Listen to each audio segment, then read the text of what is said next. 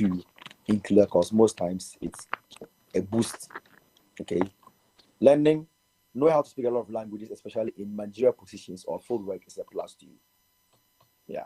So kindly know, do your best. You can learn more languages, as I'm trying to learn more languages now. Learn them, especially with the foreign ones. Just you knowing how to speak French alone, trust me, can land you an international job offer out of the many applicants. So kindly do well to learn as much languages as you can as possible, especially the international ones. They are very, very important. Don't be like me who used to run away from French classes. Now I wish I paid more serious to those classes, but it's quite unfortunate. I'm struggling with now, but now I'm being a bit better. So you can also get up and enroll on certain courses or online courses or classes that could be able to help you understand certain international languages. It's a plus to you to learn certain opportunities for yourself. So the next year we'll go to professional history, your working experience. Now, this is a very important area that most of us are missing out. Some of us, even not for national service, we don't have any experience anywhere again. Just one on your CV, NSS, ASA. Meanwhile, you have finished a 4-year degree course, or you've gone to tertiary education for about 3 years or 2 years. Yes, you only have just one. It's wrong. Okay. Okay.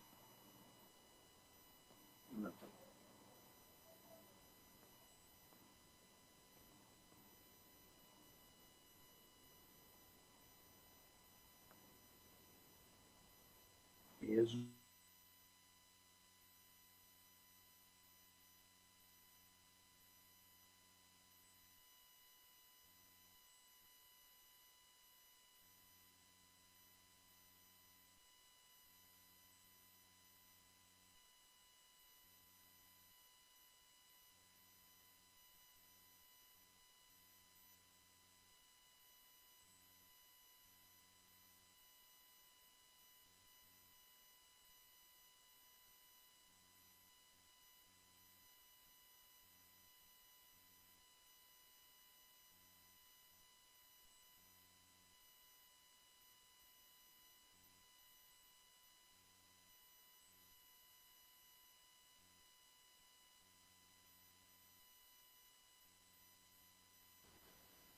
Yeah, I think there is a network issue with Mr. Mark Ado's connection, and I hope he joins us very soon. Yeah, I can see he currently went off, and I hope he joins very soon. I think he's having a technical issue.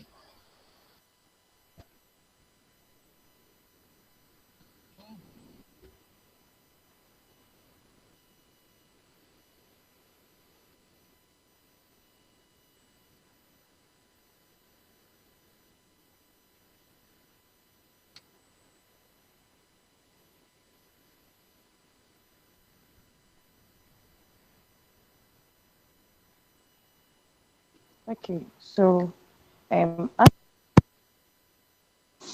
Makial Ado, next guest is ready.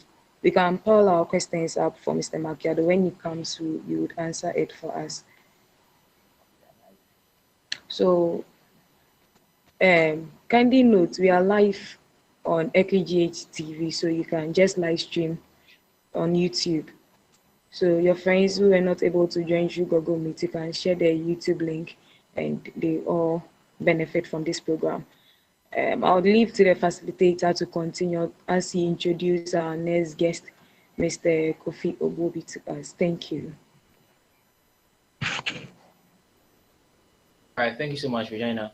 I'm connecting with Mr. Bobby, and I hope he joins us very soon.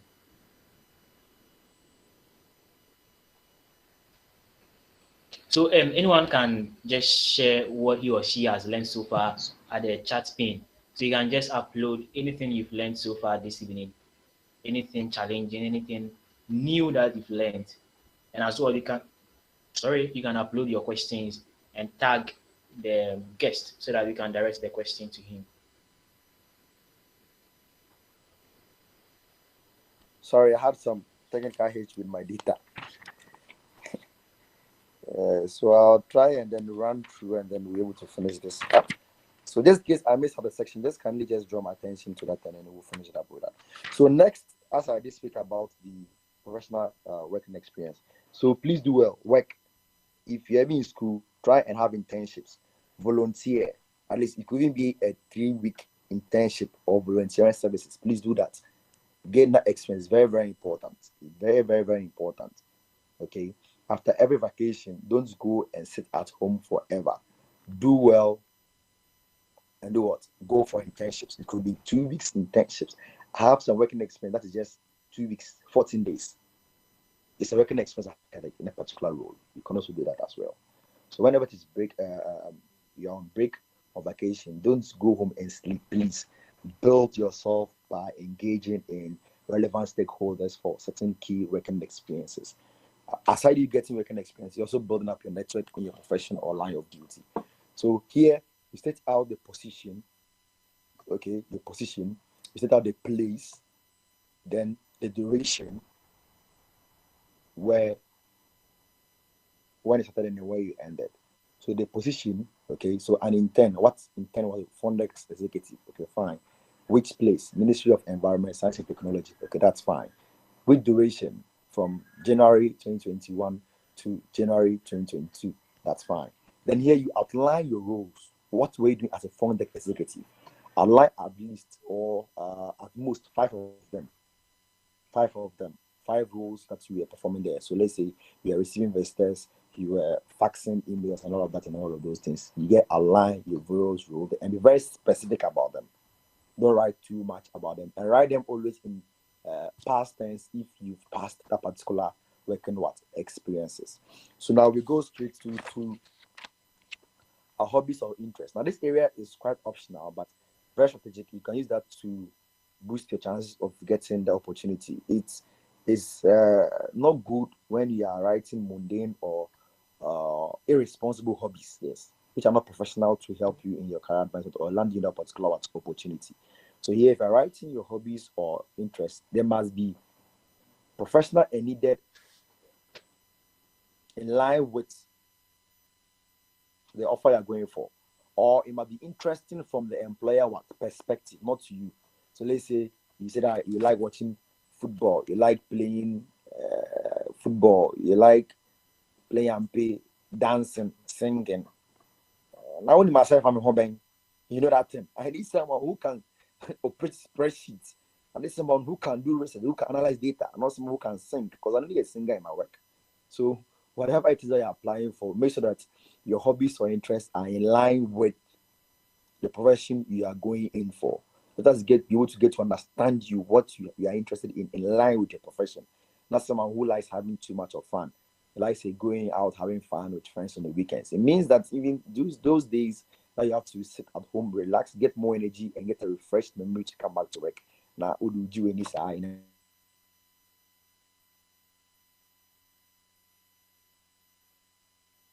All of those things, So this is our from the employer's perspective.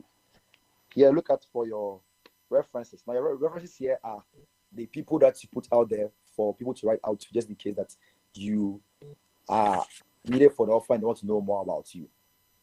Okay, that's a section in which you have to look out for. So I'll just cut here because I have less than 3 minutes to finish. So I'll skip with what we have for the elements, as those I have mentioned are very key areas that are needed for us. Then I look at some few do's and don'ts. So I might not be able to do the 10, just few of them. And after here, you could connect with me and then we could continue to learn together. So here we have number 1, our title. I'll be very, very brief on this. Our title. Now, treat your name as a title. Some of you in your CVs, you have written on top there, curriculum vitae or CV there. Please, no, don't do that. Write your name as the title. Treat your name as a title of your CV. Boldly write that on top of it. Next is your personal profile or information. Please, those people who are writing their date of birth, their place of birth, their number of children, their sex, their marital status, Charlie, those things are not needed and important. No, we need the professional working experience, not your bio data or your family history. No, so you are those part of those units. Please take that off your CV. Don't put in those ones in there.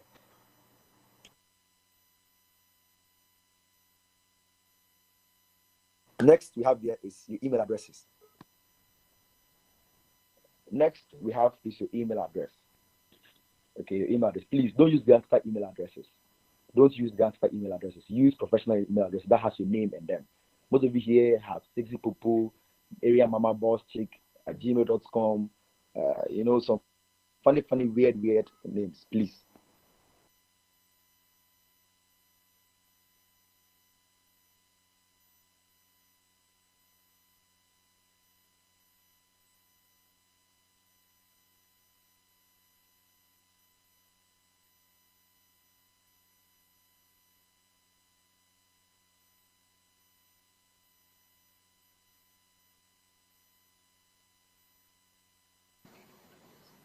I think Mr. Makiawado is having problems with his network.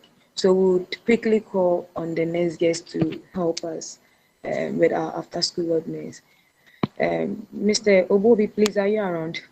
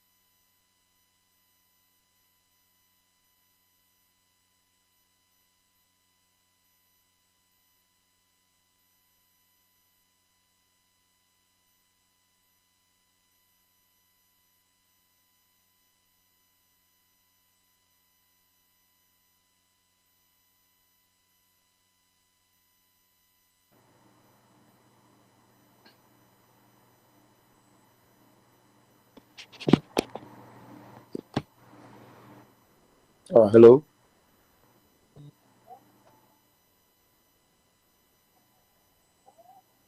I think my time is up for this session, so I'll just quickly just wrap up, and then the next speaker will come on board with that. So, this end here, and you can engage me whenever it is. Again, you want us to have an engagement on the subject matter, and I'll be able to be of great help and assistance to you. Thanks so much, and sorry for any inconveniences caused us all, and I wish us all a fruitful engagement and a session today. All right. Thank you so much, Mr. Thank you so Ado. much, Mr. Ado. Really appreciate. Really appreciate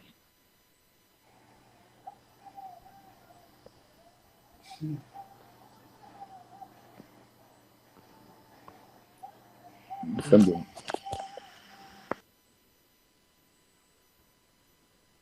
All right. So as I mentioned earlier, you can upload your questions at the chat section so that we'll direct it to the guest right after the interaction so that we can have understanding of everything that's going on our mind regarding every discussion going on here as well. So next to our second guest, I would want to introduce him even as he also prepares to come right now. So our next guest happens to be Mr. Samuel Kofi Obuobi. Mr. Kofi Obuobi is currently the CEO of Obuobi Mpaboa, and I must say their products are very great and are locally branded with our culture. You would want to connect with Mr. Obuobi on IG and other social media handles, Obuobi Mpaboa. He's also a business development strategist, and I happen to know him personally. And I must say that he's well endowed with much wisdom, and we are well pleased to have him as our guest today. Mr. Obuobi, you are welcome.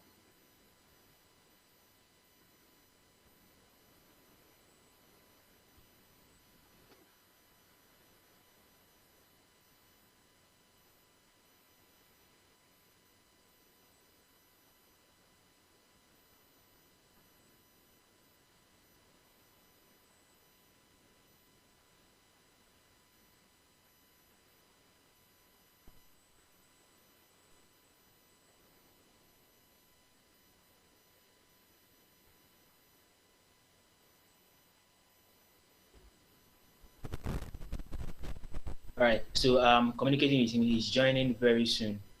We'll have him here within a short time.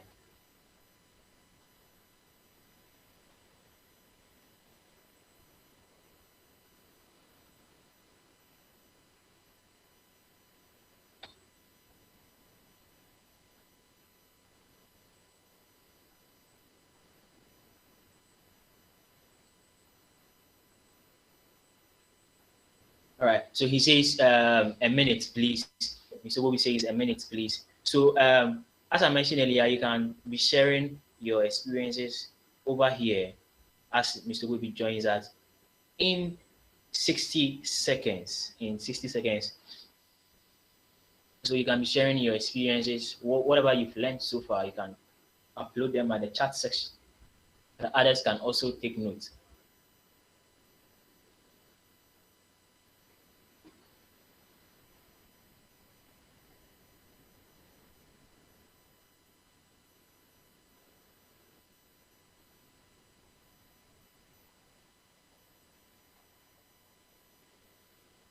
All right, Daniel, we would attend to your question. So after the second guest comes in, we'll direct your question to Mr. Ado so that he comes in to answer them. It's a very thoughtful question.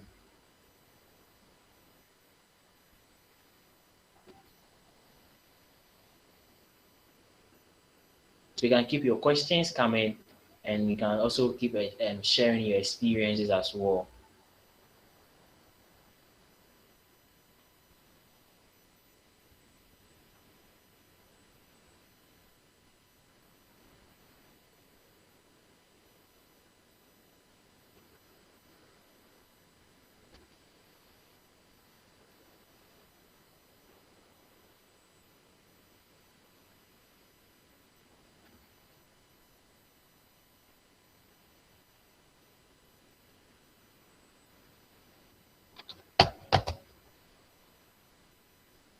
Any more questions?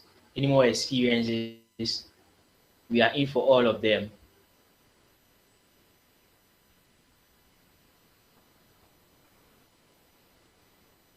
Oh, okay. Emmanuel Akumdo is also saying he's really learned a lot from Mr. Ado. He says he's actually part of those who add biological information to their CV, but thanks to Mr. Ado, he's been healed of that disease. Wow, healing. There's healing going on here. That's awesome. That's a nice experience, Emmanuel. Thanks for sharing. So you can also share your lessons at the chat session so that we all have an idea of what is happening here.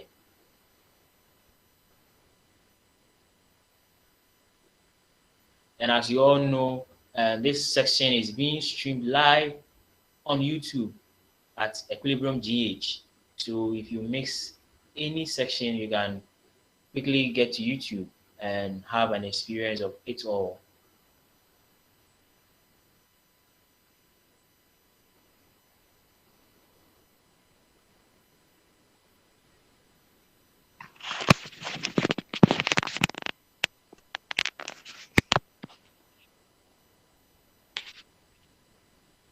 Okay, So quickly going over.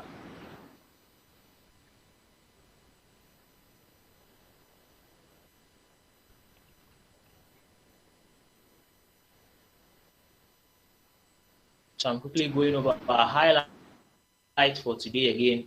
If you just joined us, we are talking about scholarship opportunities. We are also discussing financial literacy and as well entrepreneurship and new ventures. We're also communicating to you CV writing, and that happens to be our highlight for today. And as we had an encounter or an experience earlier with Mr. Ado, he's really giving us more details about CV writing, which I believe a lot of us have got enough knowledge concerning CV writing. And I'm sure some of us are going to do changes regarding our CVs and other stuff as Emmanuel shared his experience. Wow, that's awesome. Okay, so Wilson also asked a question. which we'll attend to in a possible time as well. Wilson, thanks for uploading your question.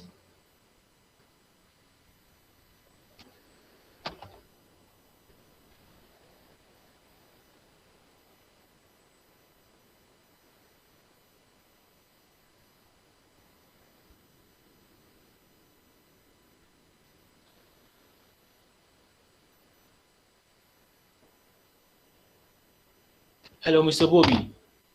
Yeah, good evening. Good evening. Thank you, and you're welcome, please. Thank you so much. Wow, wow, I wow. So, can you hear me? yes, please, you can hear you. Okay. Okay.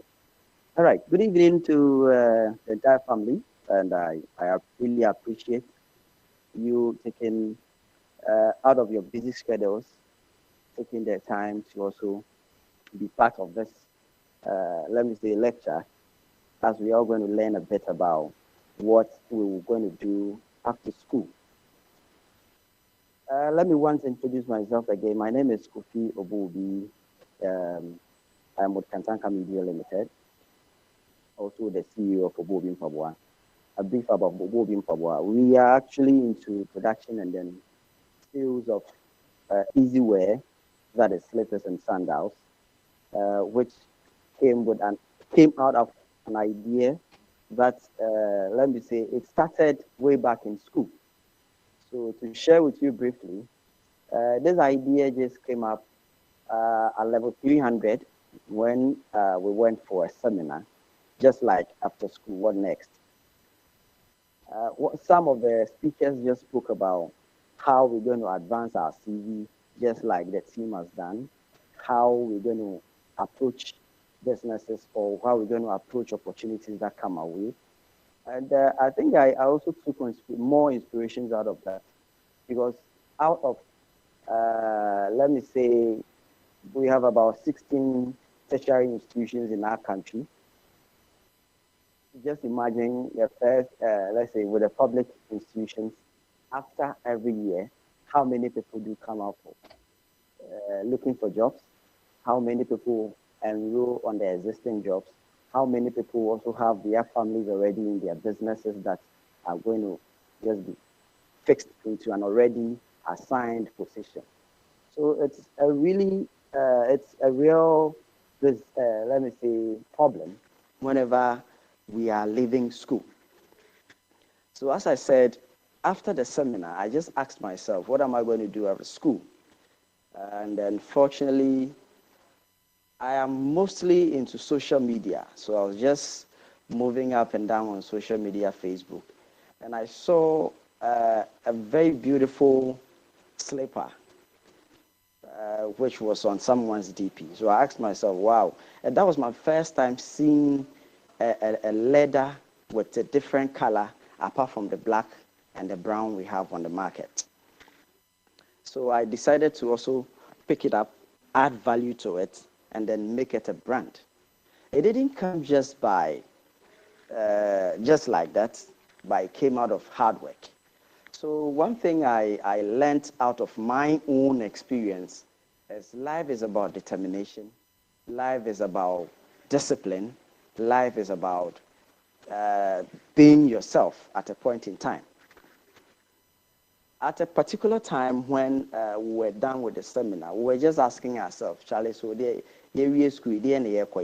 what am I going to do after school?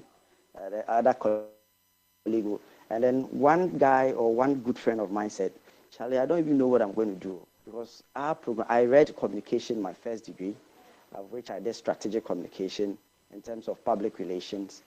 I did integrated marketing and advertising. So looking at how the market is choked, you just ask yourself, how are you going to also fit into this huge market? It became a challenge for me. I go back home, I just pondered over it, and then go back to the idea I picked on the social media platform. So that was how all came about. So first of all, you just ask yourself, what at all is entrepreneurship? Entrepreneurship, per book definition, someone will say it is a business person or a person who creates business out of a risk. So there are some keywords that you have to understand. One is the risk.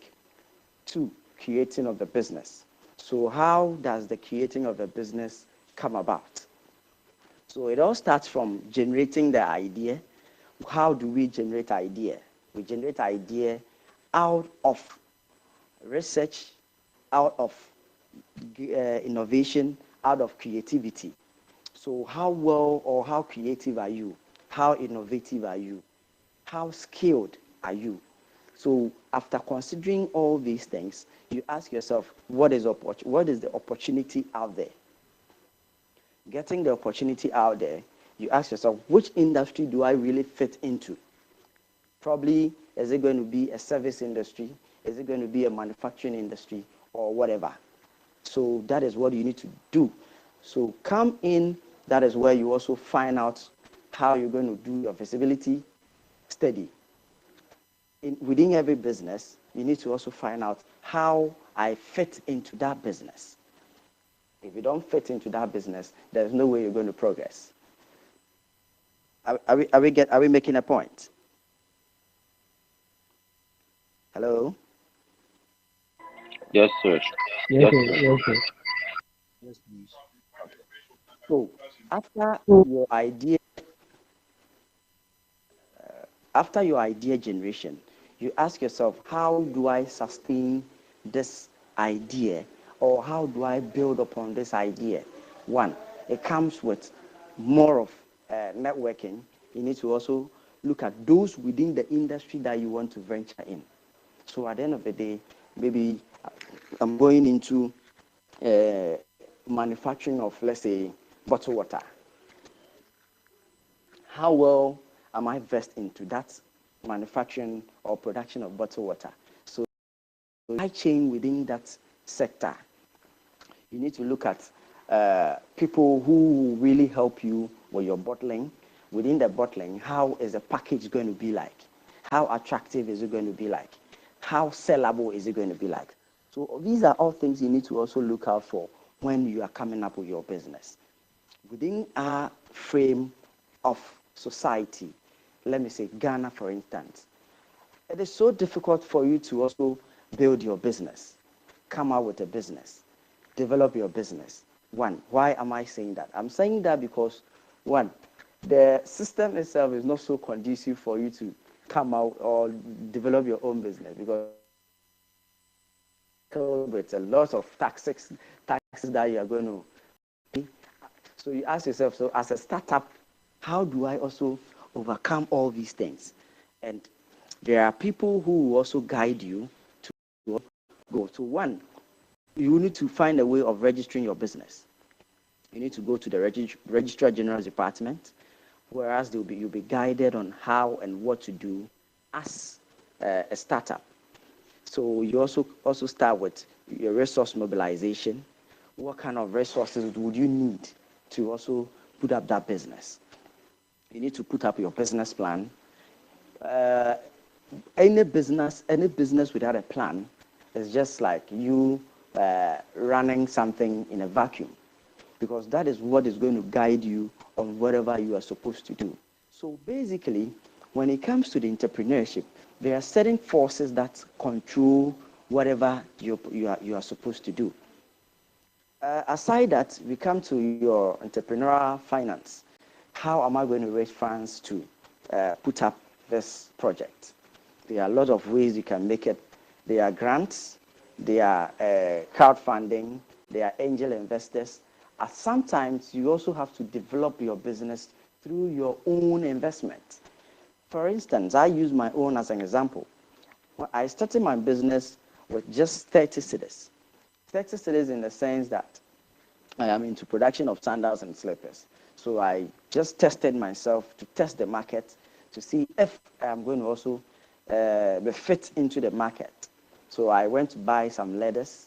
I went to buy some glue, yes, little tools to just start up with. So I did my first product, and I just took it to campus. By then I was in level 400. I took it to campus, and then I was just trying to see how people will embrace this product.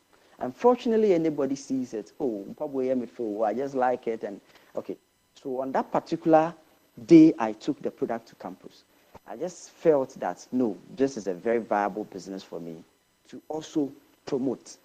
So quickly, I went in to see a graphic designer who did a very nice logo for me.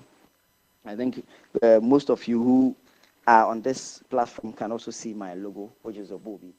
Yes, that is where I started. So I started promoting the logo, whereas I also looked out for some feedback from people on how the logo should be, how sellable it's going to be, and how it is affiliated to my brand. I used the color brown because I felt, one, mostly we know our footwears are black or brown, and then brown also sells out or stands out, and then speaks more volume or value to whatever you are doing. So that was how I also developed that concept. Quickly, I worked on my business plan, and then I started raising funds just for myself. And I raised the funds with my own investment. So, as I said, I started with my own business, and now started with my own budget. And now I can just see that at least we are at a level that we can just applaud ourselves of a good standing in terms of financing. At the end of the day, you need to also get people to guide you on how you also run the business. That is where networking comes in. So at the end of the day, how sociable are you? Just physically and then digitally. Sometimes you go online. How are you able to communicate with your friends out there? How are you able to network among your friends? Myself, I sometimes go to Facebook, just accept any friendship request that comes my way. So I also sometimes send friends requests to other people. I have a lot of networks that I run my business on. I am on LinkedIn, I am on Facebook, I am on Instagram, I'm on TikTok, I am on Twitter, and a whole lot. So basically, these are some popular networks that you can also run your businesses with. Someone will say, I'm in school, so how do I start running my business? At the end of the day, it starts from the idea generation. Never wait. This is something we all have to learn. Never wait to complete before you start looking for a job. Never wait to complete before you start making or building your network. That is why within every university campus, there are seminars, there are lectures, there are programs that we go for. These are where you need to start developing your agenda for business. There are a lot of people out there looking for jobs. So you ask yourself, why are they always looking for jobs? Or why are so many people looking for jobs? There are lots of opportunities within various sectors that we can also venture. Let me use the agricultural sector, for instance. There is a vast supply chain within the agri sector that we are not even aware of. So you ask yourself, is it only the farming let's say working on the crops, or maybe being on the farms to work? No, there are a lot of things that we can do to build the agri. You ask yourself, how do people even get their fertilizers to produce their farm produce? How do people feed their livestock? How do people get the foodstuffs to their various homes? These are all plans that we can also consider whilst we're in school. And one thing that we also have to know is that we don't have to just think of you alone, but it's a collective responsibility. So why can't we be in school and then build a team? Whereas you have someone who is good in terms of accounting, someone who is good in terms of strategy development, someone who is good in terms of networking, someone who is very good in terms of communication.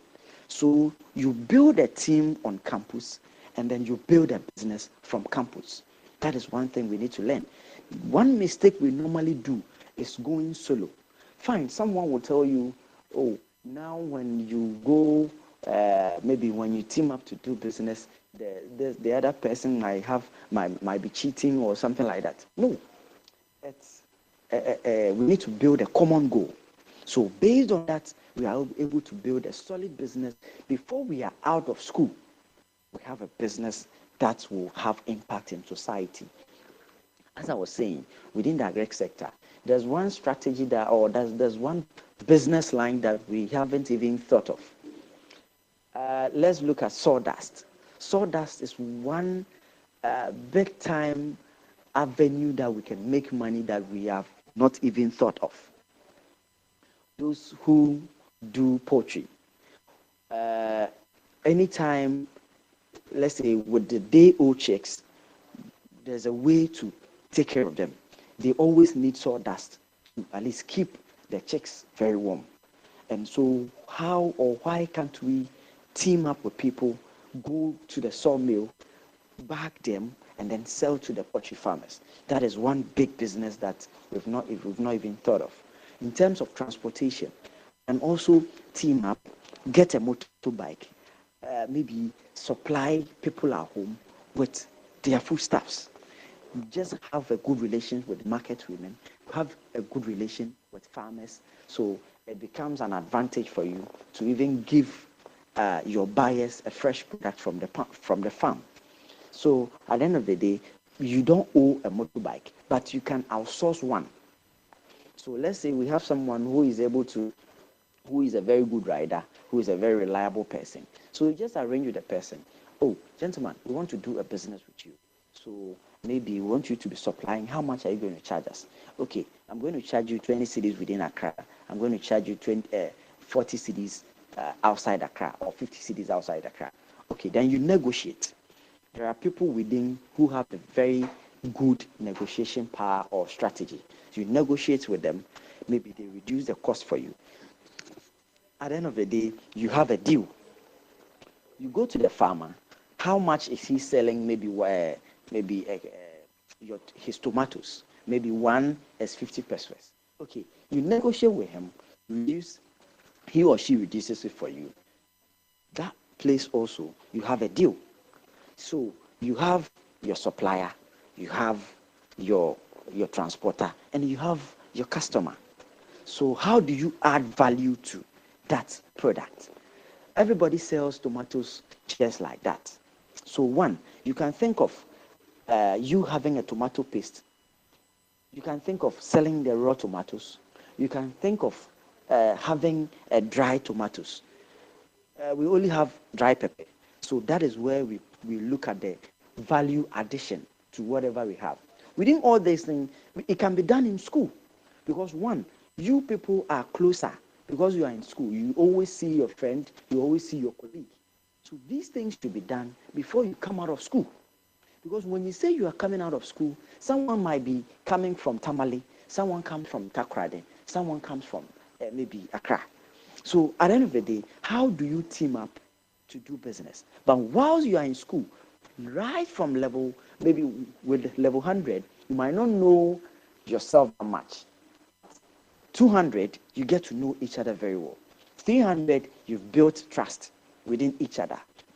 So you start doing that business gradually. Whilst you are moving forward, more ideas come up. Whilst you are moving up, more network comes in. Whilst you are going forward, you also build a strong network base. That is why I've been telling you, anytime you are in school, don't try to be in your own corner.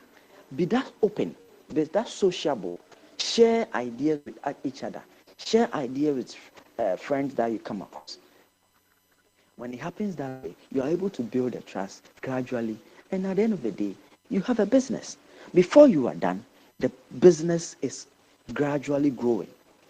While it is growing, before you complete, you have that business, you've registered it, and nobody goes to Tamale again. Nobody, even when they go back to Tamale or Takoradi, they come back for that business because you have a business and you need to grow that business. You need to nurture it. As I always say, if you have a business and you don't nurture it, at the end of the day, it collapses. But because of the passion and the love you took from that level 200, level 300 to 400, you are able to build that business to make it impactful in society.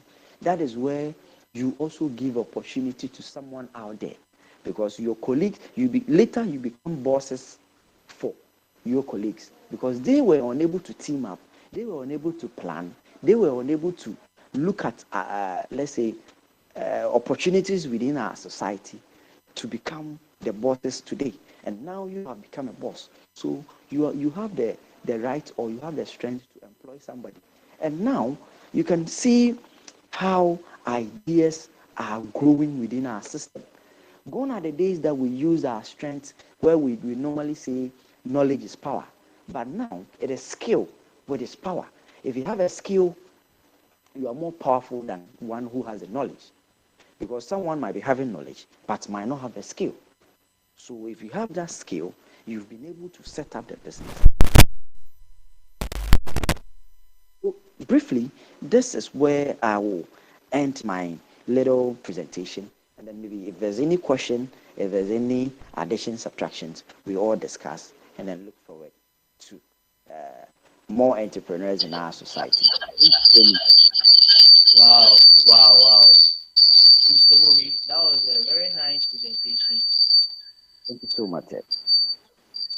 Wow, really appreciate. So as he said, if you have any question, you can upload it here so that he addresses it.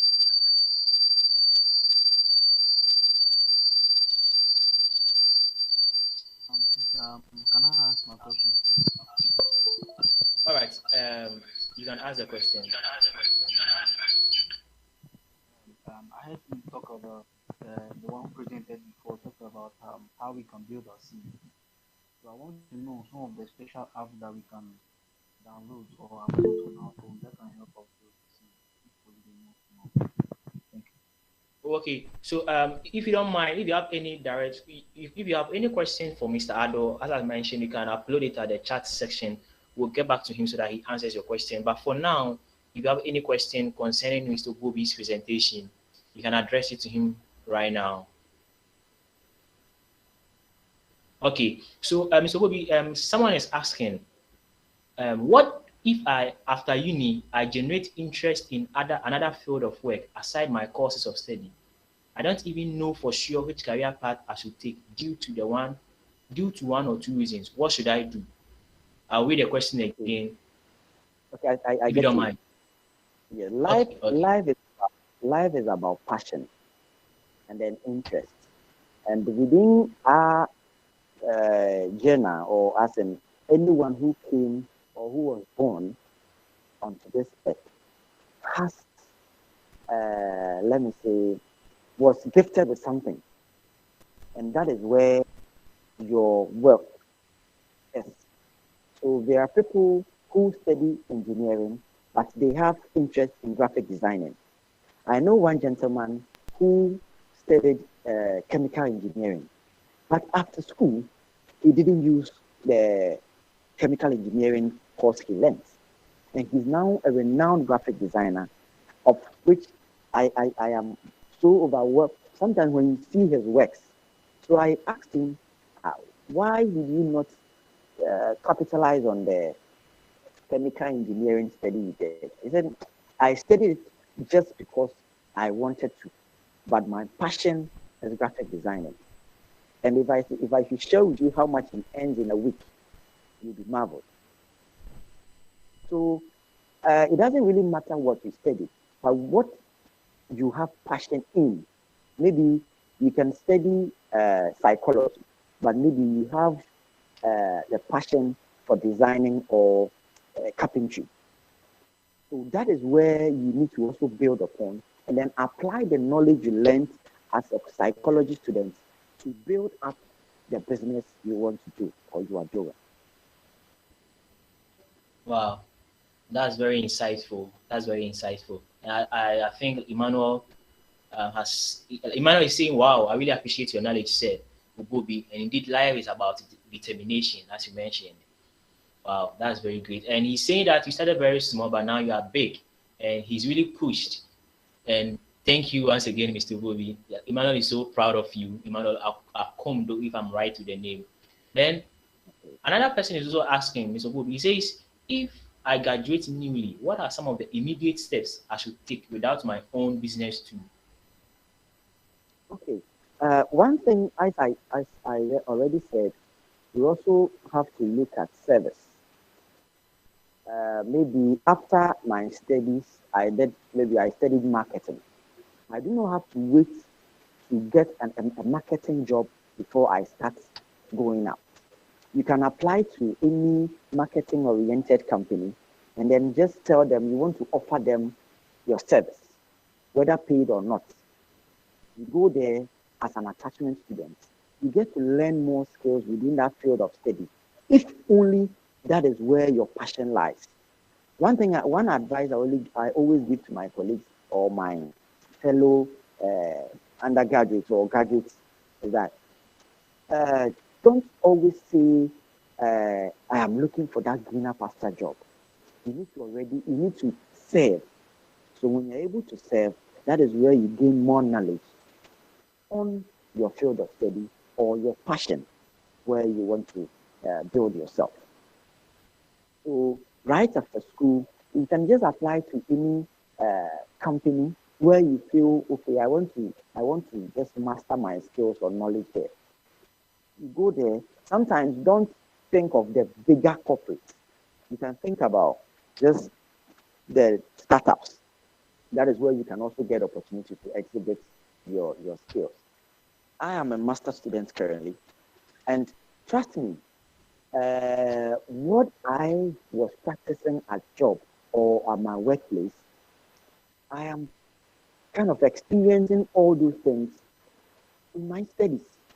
Now, so sometimes I do tell my lecturers that I already know all these things, but professionally, I think I'm adding touches to whatever I have learned or I do at work. So right after school, the best advice I'll give is just start something. Maybe you might not get any pay or income from there, but just mastermind yourself. Just be very determined, and then let me say, be very self-committed to whatever you do, the opportunity you be given there. You also build the knowledge and the skills.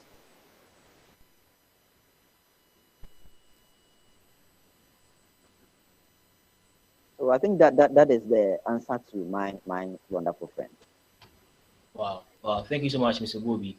Okay. So I think Lawrence also has a question. I would want to read it. Said, Mr. Bobby, because we can't tell what is in someone's head, I want to ask, how can we earn someone's trust and know what and know that they are on the same page with you? I ask this Okay, because I think if you don't mind, I want to read the entire question. okay, All right, thank you, sir. all right, you can.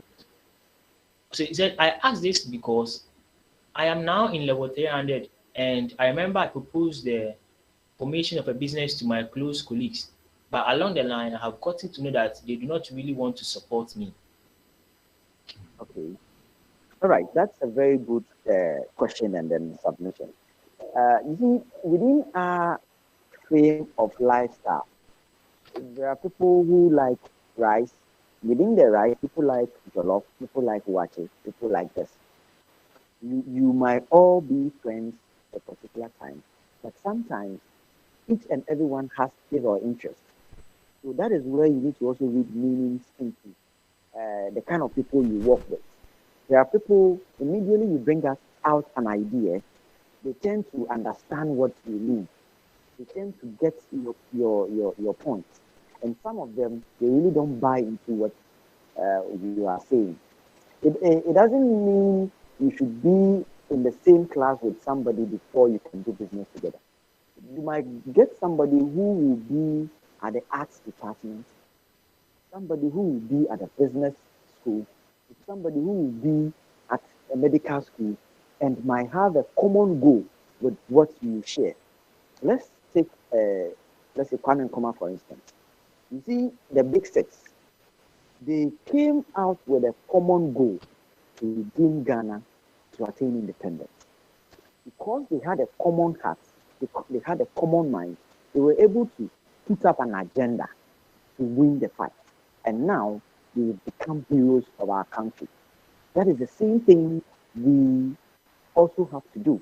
Because there were a lot of, by then, there were a lot of people in government.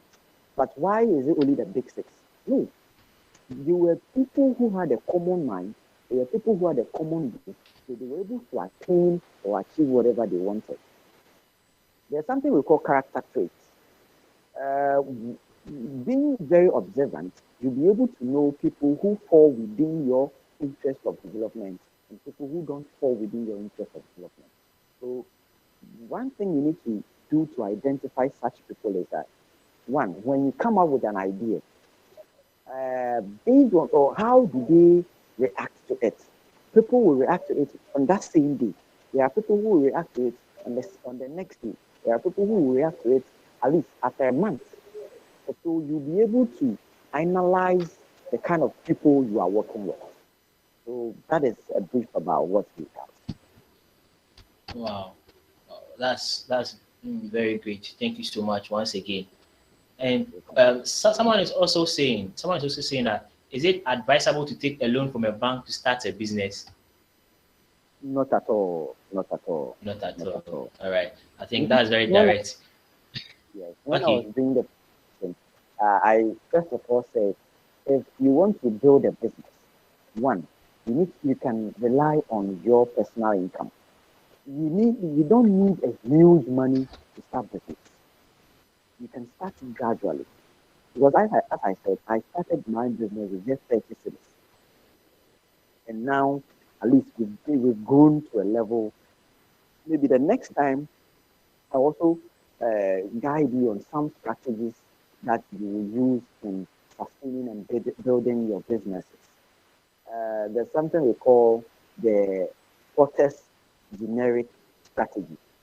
That is where you'll be able to stand out in whatever business you are doing. But I think we'll touch on that next time. You also help build your businesses. Okay. Okay. Yes. Okay. So there is this interesting question. Abigail is asking, please, what of service persons? What can we do to make it? And that question is, you have the passion to do something, but you don't have the funding to perfect that skill. What can you do to get funding? I think you spoke about that right now. And also, you have started something, but because of the way things are going, you give up. How did you overcome the spirit of giving up and how to unstuck yourself from being stuck? So, Okay. kind of, Uh, okay. yes. To answer that question, one thing, as I said, is about self-determination and Okay, then also yes. self-discipline. So there are certain times, especially when you are dealing with either a product or a service, it becomes people are very objective, but don't be scared with this objectivity because whenever you are doing business, definitely people will come. Oh, I want you with the next crowd. Oh, just be happy with these kind of comments. Don't be, let's say, discouraged.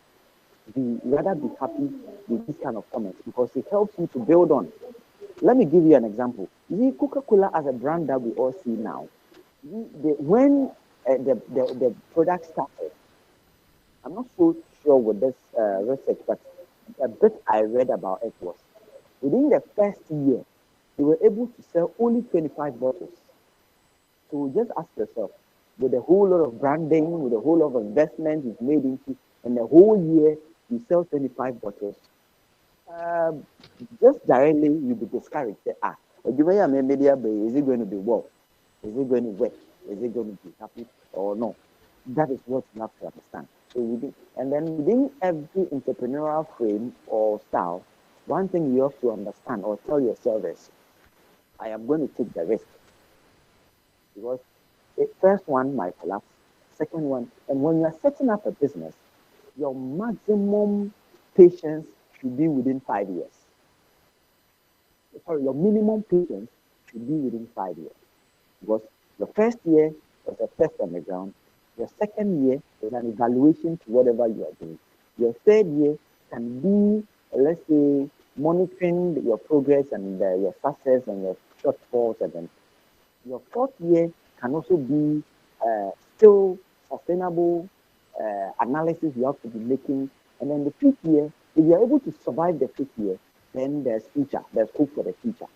Some people are able to quit the 10th year before they are able to succeed. That is why they said every entrepreneur is a risk taker. So that is what we have to understand. And coming back to the question of the service personnel, for service personnel, we are blessed. Trust me, you are huge time blessed. Because one, at least if you are able to earn 500 cedis a month, and I believe now it is going to be, it has increased to, I think, 800 or so. If you are earning 500 cedis a month, you are blessed. You can establish any business you want to. Thinking of business startup, you can start with a very small or lower budget while growing when you expand your budget. So for service personnel, you are fully blessed. Thank God you are having your service with the other side and the future. Wow, wow, that's really awesome. So I think we'll take our last question, then Mr. Obubi ends his section. Someone is asking that he has a passion in IT, and as well, currently he's reading a social science. So after school, should he dive into his IT passion or um, take chances with the social science, then later deal with the IT? Then one also is asking that looking at our situation as students, we have a lot of busy schedules, going for lectures and things. How do I make time to learn other skills as well? So I think those are the last two questions. So let me start with the social science question. Okay. Within every society or within every business field, there are opportunities. So you ask yourself that I have the passion for IT. Which aspect of the IT am I so passionate about? Is it web design, web development? Is it graphic designing? Is it social media marketing? Is it so you have to know which where exactly your passion lies, so we can also guide you in that manner. In that sense, that you are reading social science, maybe which aspect of the social science are you reading? How can I use the IT to boost that system? Let's say I am reading maybe gender development. So how do I use my passion for IT to push that agenda? So one, you can just develop a blog site that you can start promoting issues of gender on that blog site. Definitely you see people reacting to it. You can start placing, maybe in the course of the day, we are able to make probably about 100 hits. People, let's say people who visit your blog site or your website. You can start placing adverts on that platform, and then it generates some income for you. So it's a gradual process. So when you have in the field of social science and then you have passion for IT, just look at where your passion lies within the field of IT, and then you just move on. What was the second question? It says looking at students with busy schedules, learning here and there. How do I make time to learn a skill that I have a passion in? Okay, that's a very good question. Whilst I was doing the presentation, I told you that this gentleman who read chemical engineering and now is a graphic designer. What you do is, as a student, you have 24 hours in a day. So within that 24 hours, how many hours do you apportion for your class studies? How many hours do you apportion for your self-development? How many hours do you apportion for your impact in society? And how many hours do you apportion for your religious belief or faith? Because, and that is what guides us in whatever we do.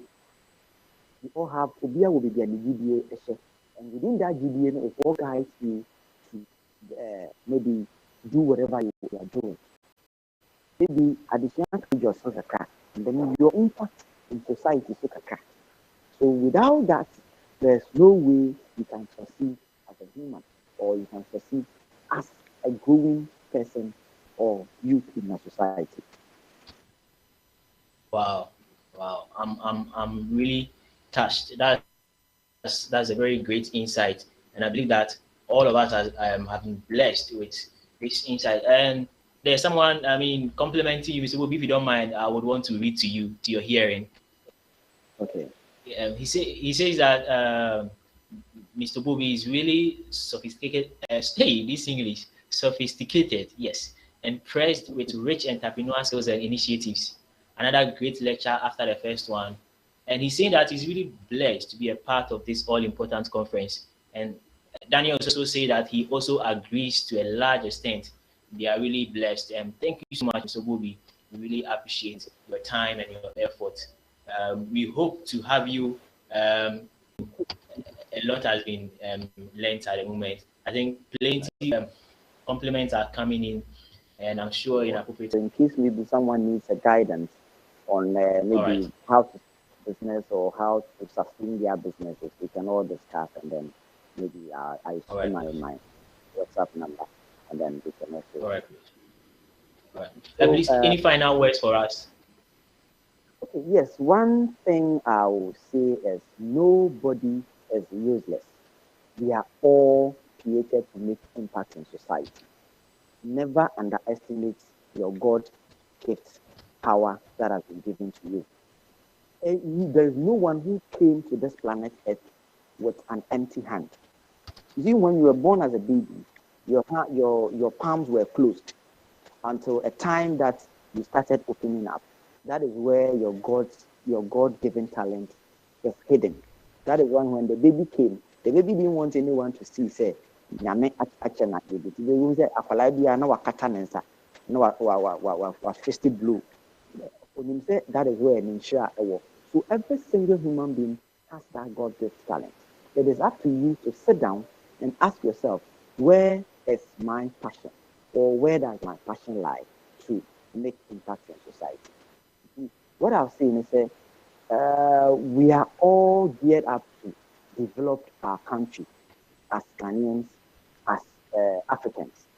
And then if we are able to achieve that, that is where God also sees that when He brought you to this planet Earth, He also made an impact, and it has changed lives that He didn't suffer to extend His blessings to. You are, or you have been a blessing to people. So God wouldn't spend much time on other people because you are there to support. So that is what I say.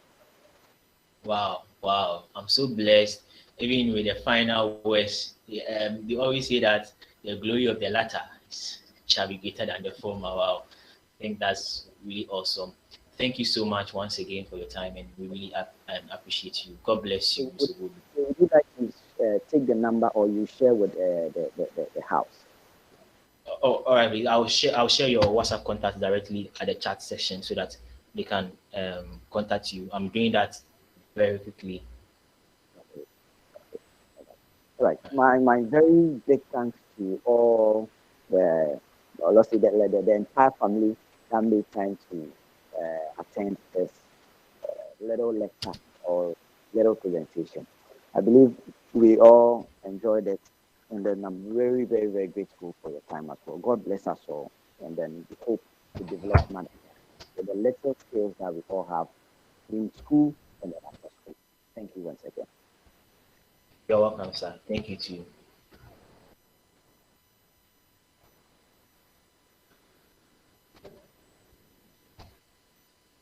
All right. I believe that was a great lecture delivered by Mr. Bubi. And as he mentioned, nobody is useless. So everybody's given a good talent, and you have to make use of that talent in order to be impactful in society. I believe we've all learned a lot. So I would call on our next guest, Mr. Joshua Ope, if he's available, so that he takes the next section with us. Mr. Ope, are you around? Hello, Mr. Ope.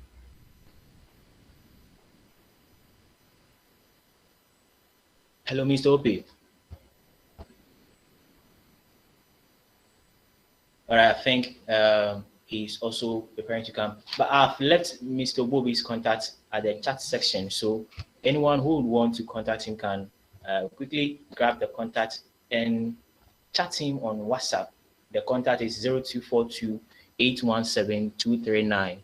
0242 817 239. The name is Mr.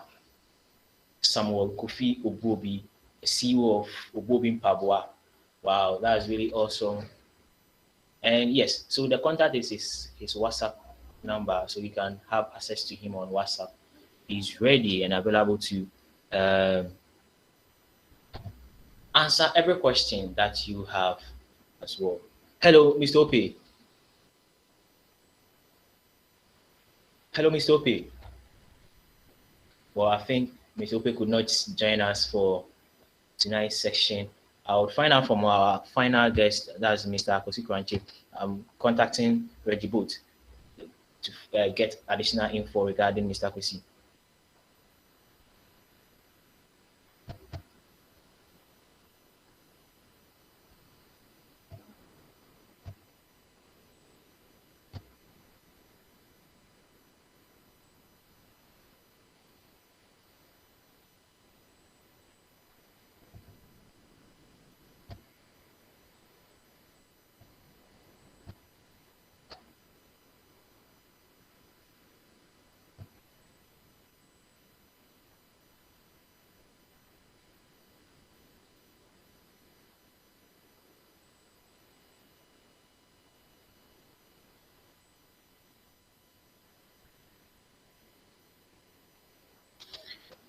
Wow, this is very unfortunate, and I think both of our final guests could not make it to join us for this evening's section, and I must say that's very unfortunate for us. So we have about 5 to 10 minutes to end our session. I would love that anyone shares his or her experience as we wrap up for today's section. You can just share any experience at the chat, please. Any final words, anything you want to share with the team, whatever you've learned that you think might be helpful to one person or the other, you can upload it at the chat session and I'll read them all so that everybody can hear some. And as I mentioned earlier, this seminar is live streamed on Equilibrium GH on YouTube. So if you missed any of the former lectures, you can go to YouTube, type in Equilibrium GH, and you can have access to the seminar from the beginning to the very end, as I mentioned earlier. Anyone sharing his or her experience? Well, if there is none to share, then I think I would love to thank you all for your time, and I really appreciate you much. I believe we all. Okay. Okay. All right. So Lawrence is saying that the program has been very helpful, and he's very grateful as well. Lawrence, thank you for the compliment. Thank you for your view. We really appreciate that a lot.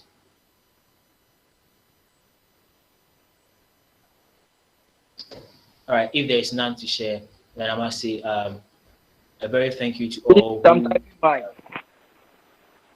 Pardon? I'm typing mine, please. All right, sure. You can go on.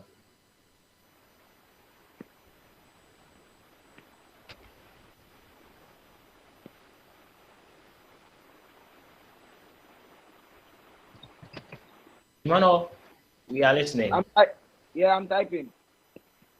Oh, okay, sure.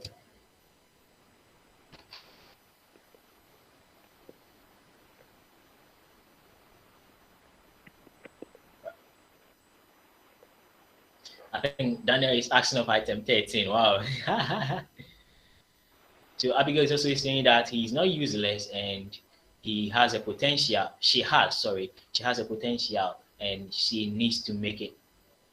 And Emmanuel is also saying that very thank you to the organizers of this impactful seminar. Indeed, the transformation he had, he expected has been met. But I think Joshua has joined us.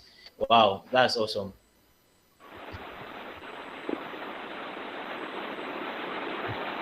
Yes, Mr. hi. Ope.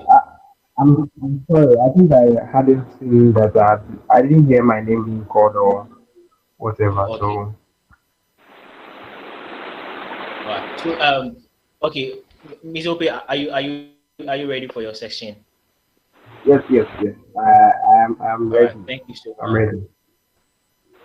Okay. Okay. So we have with us Mr. Joshua Ope, currently the NACS General Secretary. NACS General Secretary. Others may say NUCS General Secretary, and yes, depends on the school you attended.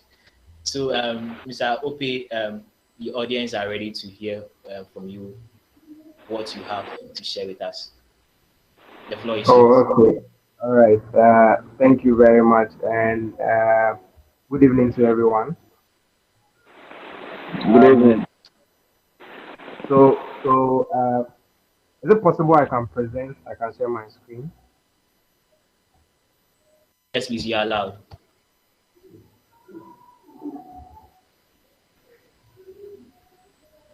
You can share your screen. Just yes, I'm coming.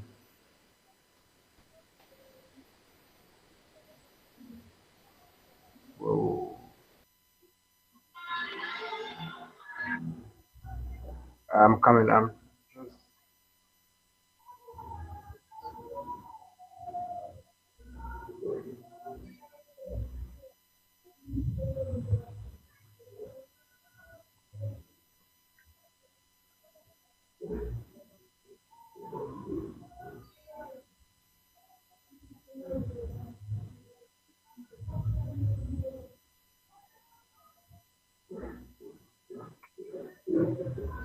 I'm sorry. I needed to give permission to some of my apps before they can.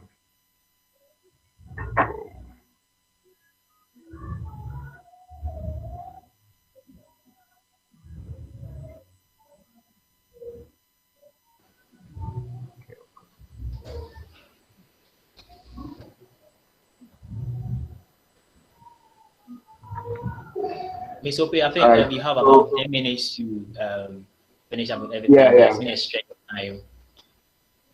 All right, sure. So I wouldn't take much of your time. I just want to. It's just a two slider, so I'm just trying Okay. to work around it. Um, sorry for this. I'm sure it will be worth it.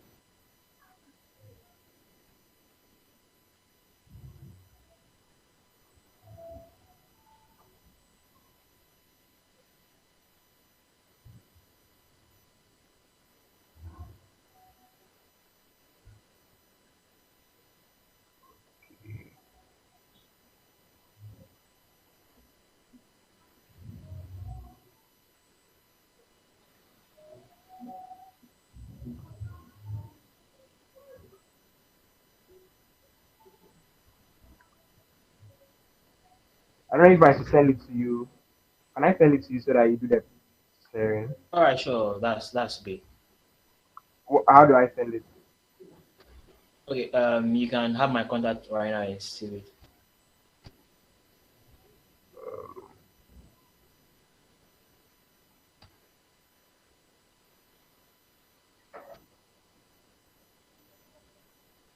What's your contact? 055-8450-707. Okay, okay, okay. Reggie Or Booth, you I'm can share sending to it. Reggie Boat. Yes. Yeah, yeah, yeah. I'm sharing it.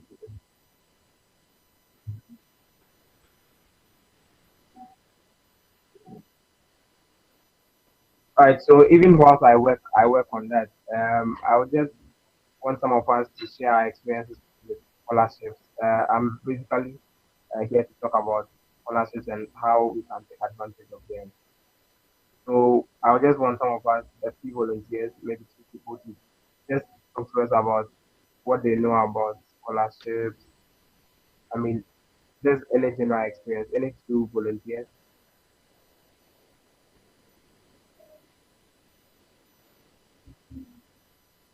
Is everybody there? Yes, we are here. Yes. So can we have two volunteers talk about their experiences having to do with scholarships?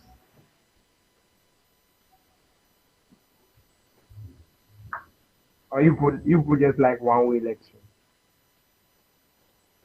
Oh no, no, no, no. So I I want mean, to I know. want to you want to talk about just 30 seconds to talk about your experience maybe if you have been on a scholarship before or probably you applied for one before. Let's hear from you.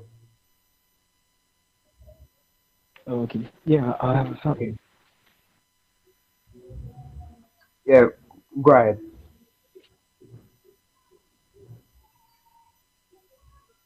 Okay. Thank you very much. My name is Lawrence, and I used to.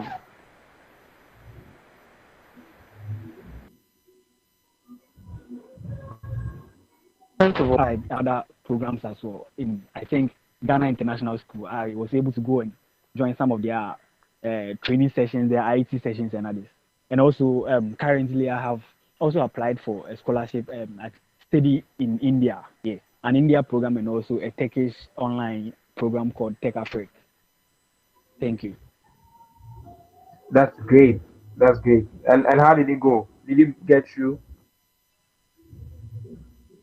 Yeah, yeah. The application I just did it recently, so I'm still waiting for their response. Fantastic. Whilst we even wait for the presentation slides to come on, I think I did my presentation, so it's aiding me. So I just wanted you to have a glimpse of it. But I've sent it to Reggie Boat, so I'm hoping that it should be on the screens very soon. So, basically, I would want to talk about the need for scholarships, and because I don't have so much time, I think we all know why exactly we need a scholarship, and it may not necessarily come in the form of educational scholarships, but I mean, we gathered here. I want us to focus more on the educational bit of scholarship, how we can take advantage of scholarships to um, sponsor our education. So when I want to talk about the benefits of a scholarship, we'll talk mainly about how we can take advantage of scholarships for our educational purposes. So I've I tried putting across some of the things which I believe are beneficial when it comes to scholarship. Okay, so you're using your phone to present. Okay.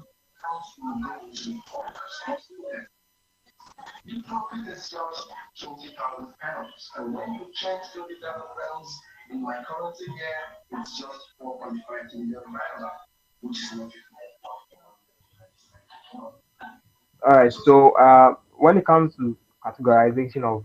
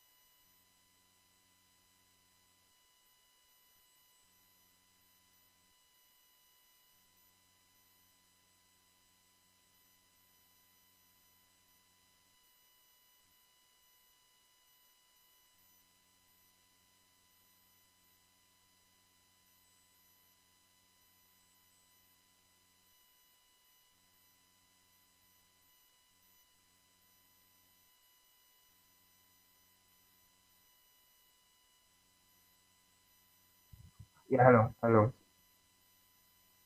Yeah. Hello. You are here. Okay. So I'm coming. I think.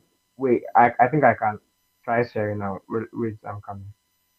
Um. Oh, okay. Well, I still don't have permission. I'm surprised I'm unable to share my screen. So I tried to put together some of the categorization. So I was saying we have the local scholarships. With the local scholarships, most of them are funded by the government of Ghana. We have the Get Fund. We have the Scholarship Secretariat scholarships. And when it comes to Get Fund scholarship secretariat. We have the local ones and then we have international ones. So if you are having an international program outside, you have to take advantage of the international program option that they offer. And then they have local, so it's more of localized and international blended together. So get fund, GMPC, Scotec, etc.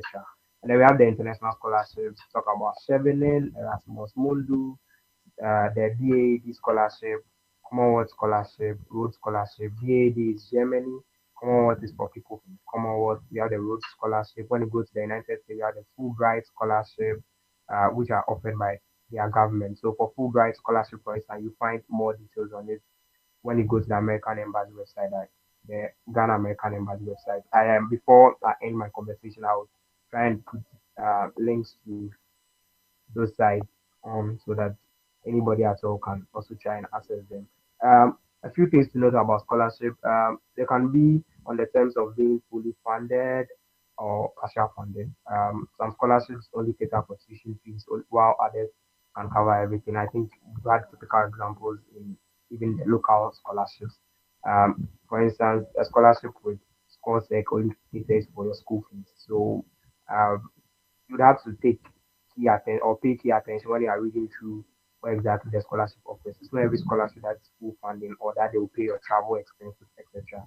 Some scholarships cater for your travel expenses, they cater for your tuition, they cater for stipends, etc. But some also just cater for just the tuition. So it means that if you are applying to get a tuition scholarship, you have to get add-ons when it comes to funding. Interviews are an integral part of most of the scholarship processes, and most of them are heavily on your extracurricular track record.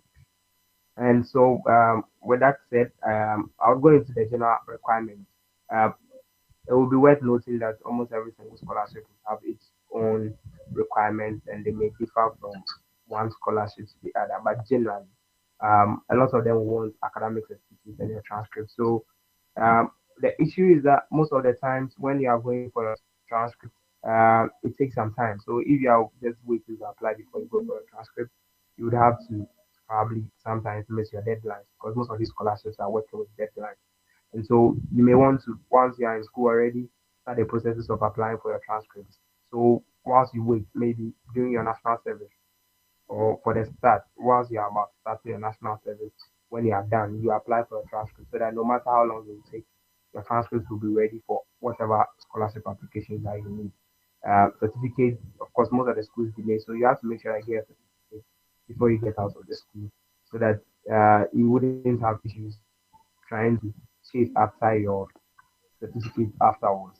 Um, Other aspects are your essays, or in some instances, they call it the motivational statement, which are a very good and effective way to actually tell your story with the scholarship team or the people who are recruiting. Because through the essays, you can tell your story. And in the subsequent slide, I talk about how you could possibly tackle when it comes your motivation statements or your personal statement. Um, One other thing you would need is your CV. I think my brother has spoken extensively about how you put together your CV. But one thing you have to note is that your CV, you cannot get one CV or you can't get a Jalabia CV, which you can take to church, you can take to everywhere that you want to take it to. Unless there's CV that you can take everywhere. Even if you don't necessarily, you are unable to take it everywhere. So it tells you that just like how you change your shirt to fit occasions, that's the same way you change your CV to actually fit the occasions. So you can't have one CV for everything. You can't have the CV you have used to apply for your carpentry work, the same CV you are using to apply for scholarship, the same CV you are using to apply for national service. I mean, CVs are supposed to be dynamic. All right. So another aspect is also about your references, and when references come, it comes in handy because now that you are in school, you really have to make sure that you build a very good rapport with the lecturers that you have available to you. So most of the lecturers, I mean, you would have to build strong rapport with your lecturers because in the end they will be the ones to provide referencing, and referencing has to do with lecturers coming together to provide or attest to the fact that they have known you and they believe in your capabilities. That's basically what we talk about when it comes to scholarship references. And Usually, references actually have a way of being a key decider or key determinant when it comes to who um, a funding agency decides to fund. Because the point is that you are I would want to put it across that gradually scholarships are moving from poverty-based scholarships where we are actually looking out for the poorest out of a set of people to actually where people are looking out for the sharpest, the brilliant, the people who actually provide value. So yeah, a lot of times people are caught up being corporate of uh, trying to portray that they are very poor without necessarily portraying that they are equally excellent. And so that's one thing you want to note down that it's no longer about poverty, it's now about brilliance, excellence, and what exactly you bring on board. Um, Good academic records, extracurricular track records, especially for those who get involved in their leadership, etc. But then I mean, the point is that nobody's really looking out for people who just have portfolios, etc. But they're looking out for people who have made an impact. And so in the subsequent slide, I discussed that much further. And some of them require you to be admitted to an institution. So when I talk about the good academic records in the slide, I have put asterisks beside it because it's not every scholarship that require excellent academic records. And actually, it's subject that I mean the minimum they want is an upper. Some may decide that the minimum they want is a lower, and some may decide to go by GPA records, etc. So it's not something that cuts across, but then generally they are looking out for that people who have good proven academic records. And then some also require that you gain admission to an institution. So you want to start applying to institutions as soon as you can because even the local scholarships require that you submit admission letters. So get funds, scholarship secretariat, you have to submit your admission letters, submit your fee schedules and all these things. So all those things are things that even when you gain admission, you want to make sure that you keep sight of your admission letter. You want to make sure that you keep sight of your fee schedules. Um, Another aspect that also comes in handy. So let's tackle some of the requirements. In tackling the requirements, we have the personal statement, and the personal statement, as I said, is a very good channel or a very good way to actually have a conversation, share your story with the selecting team, because in the whole process, you actually don't really get to engage them, you don't get to interact with them, you don't have their numbers to talk to them, or you don't have any means to explain to them why whatever happened. So possibly there would be somebody who is very excellent, but maybe during the your second year, you really have a dip in your academics, probably because you had issues at home, etc. But then you also feel that regardless of that kind of dip that you had in your second year, you still went ahead, made strides, and made sure that you're able to come through. So, so Daniel, I think Daniel sent something in the chat box. Uh, so, No, no, please continue. Continue. I was replying a participant. all right, sure. So, basically, when you are putting across your motivational or personal statement, you would want to really capture those kind of stories that you have, because, as I said, you wouldn't have an opportunity to talk to the people about it. So, your personal statement, I have captured some few things or few steps that I think you should take advantage of. But I want to brush through it since we don't have much time. So basically with your personal statement, some of the key highlights you would want to point out to would be that first of all about being factual about your achievements, the things that you had made, the strides you had made. So the point is that I mean you would want to highlight on some of the key issues that you have faced in your life. I mean probably as I said, in your second year, you had an issue with this, that, and that. But then the point is that it's not just about ending it there, that you had an issue, you are facing challenges. I mean, you are not able to fulfill your dreams because of financial prowess and all those things. But then you want to go to the extra mile saying that regardless of whatever you face, you're able to do this, you're able to do that, you're able to do this and that. And because of your ability to have been able to withstand such a time, you now believe that being able to being funded at this time would be able to take out this barrier. And when it takes out this barrier, obviously tells you that you are on your way to becoming whatever you actually try to achieve.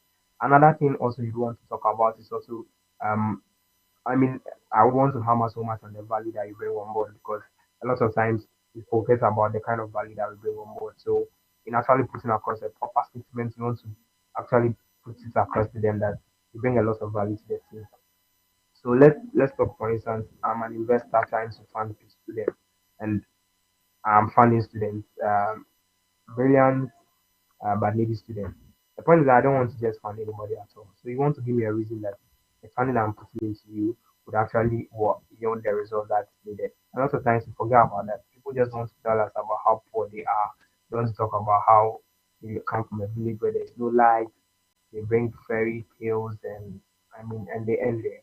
So you want to prove to the team that you bring out up some kind of value. And a lot of the scholarship teams have networks. So for instance, Chevening, they have a network of the scholars. So you really want to come up with one, how diverse your background is because if you're coming into the network, a lot of them are prioritizing diversity. How do you bring diversity onto the team? Two, you are coming on board with, let's say, once you have satisfied diversity, you are coming on board with rich experience when it comes to maybe whatever kind of background that you are coming from.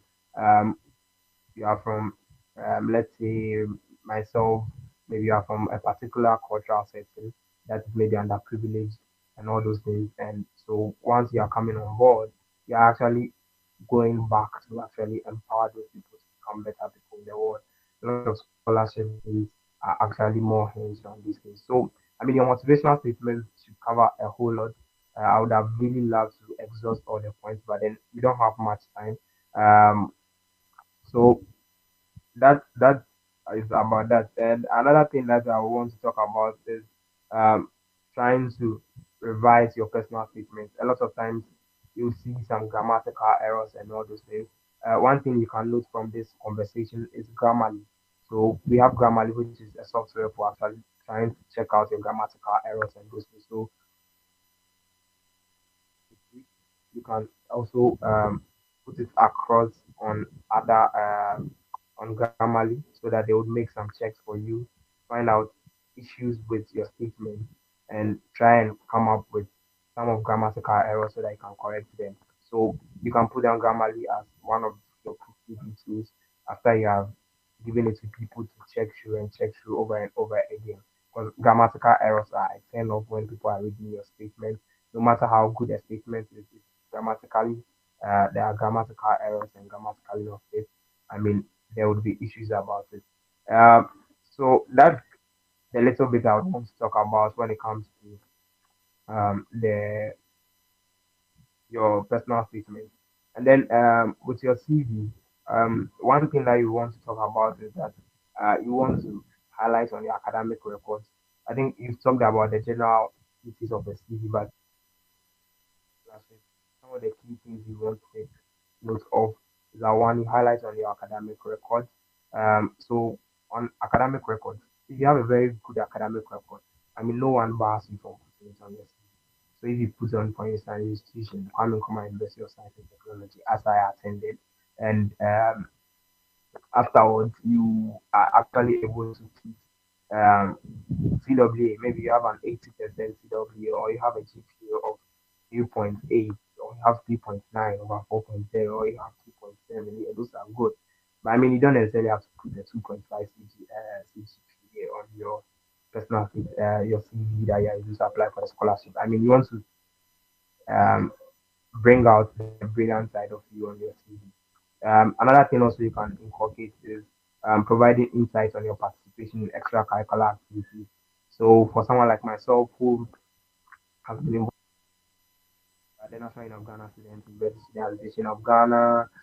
I've been involved in Rotaract, that's Rotary, which is community service organization and those things. So once you are here and you have all the time, I think that the best tip you can get is involve yourself in community-based activities, activities that actually project how sympathetic you are to the kind of world you find yourself in, how you are ready to take on initiatives and all those things. Those activities actually clearly define those things. So you would want to provide proper highlights on your extracurricular activities and also provide details on your listing. So the point is that your CV is not just supposed to be just a listing of, oh, I was general secretary, national union of Ghana, this 2000, this class rep, this SRC president here. I mean, people care so much about the portfolio, but people don't really put figures on whatever portfolio you have handled. It's more about providing the impact within the field which you hold the portfolio. So I mean, um, you would want to talk about the impact details of your listing, and that drives me into taking advantage of the numbers, provide all description on your impact. So you have to take advantage of numbers. So if the organizers of this program, right, you want to put it on their CV, they'll probably be able to put that. I mean, they were able to organize a session, career defining session or life defining session for over 50 students, um, or for over 50 people with emphasis on this, that, and that, solve this and this and that, which in turn resulted in this, that, and that. I mean, maybe resulted in 50 people gaining admission to a particular institution, or 50 people gaining a scholarship towards somewhere, or probably, or with access to over. I mean, they are streaming on YouTube, so they can talk about their potentials and talk about huge numbers on YouTube that they are going to get. Maybe they are going to get 1,000 people on it. I mean, you can put the 1,000 there. So when people read those things, activated, one, the TV is result oriented, it provide highlight on the impact. And so the person is taking advantage of um, the various numbers that actually showed up. So if you're SRC president and your studio are 50,000 and you're able to initiate a policy to aid all the 50,000 people, you put across that you did this to aid 50,000 people, they did all that. So take advantage of the numbers. And also just add all the relevant details, do not include unnecessary details with the aim of making it bulky. A lot of times people are called found complex to this. Sometimes a lot of agencies now just want a one page CV. So we just want to focus on putting out the relevant data. It's not necessarily that now that you are in university applying for a CV for a master's program, you're not going to put across your kindergarten rules, your KHS rules, and all this. So those are things to take note of. And one extra thing is that you must take advantage of LinkedIn and the things that it offers. So basically, now LinkedIn is in vogue. I don't know how many of you are using LinkedIn, but I am on LinkedIn, and I'd love to share the link to my LinkedIn profile. Let me see if I have. Um, I want to share my LinkedIn profile with you. So I mean, we are still in the learning process, but I just think that it is worth building up yourself on LinkedIn because you're able to put your LinkedIn profile, a link to your LinkedIn profile on your CV. Once you're able to put the link to your LinkedIn profile on your CV, then it means that whatever you put on your LinkedIn, people can actually access it when they are trying to review your application, etc. So whoever finds it gets to also see that these are some of the things that you have been involved in. So um, another thing also that I think that everybody should pay key attention to when you are putting together your CV. Uh, it's about the fact that when you are putting on a LinkedIn profile, you don't necessarily have to put it on the LinkedIn because now I said it is both. So you just directly go and put on your LinkedIn when you like job or you not develop your own content there. There's no need doing that. So you must make sure that everything that you are putting there is relevant. I would have taken time to take us through some of the portals that we have for the scholarships and all these things. I think the most popular ones are the 7 ones and all these things. But then I don't think time will permit us to take a glance through all of them. I know you are all tired and I wouldn't want to bore you so much with your answers. So I would end here. If there are any questions for me, I'll be ready to answer them. And thank you very much for your time. Very sorry I was able to protect a lot of but then hopefully another time we get more. And I will definitely share my LinkedIn profile. A lot of people connect on LinkedIn. Thank you very much. All right. Thank you so much, Mr. Joshua Opi. Really, thank you for your time and your effort. I think scholarship is something very necessary in our education. We really appreciate Okay, you I'm not for going sharing that to with us. I All right. think So, one any of our guests is in Mr. Akwesi Kranchis in. He's having a lot of challenges. Please pardon us. So you just speak to us something brief about after school. What is next? Mr. Akwesi, please, are you around? You can see he's in car, but still he's still willing to flow for us. So Yeah, if I'm here. yeah, if you know you're having questions based on the CV writing, the scholarships, everything, you can drop it up. We'll make the resource personnel get in touch with you, help you out with the questions. Okay, Mr. Kwesi, please you can flow for us. Thank you.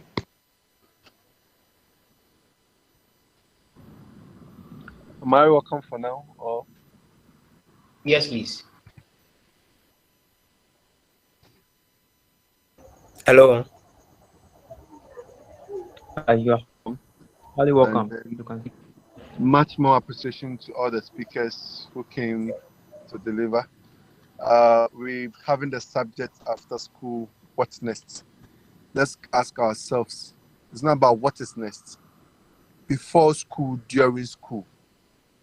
That is where we were supposed to prepare before we meet ourselves and then ask ourselves question, what is next? Because there are people who have not have the culture of savings. We are being rained and some are also being railed.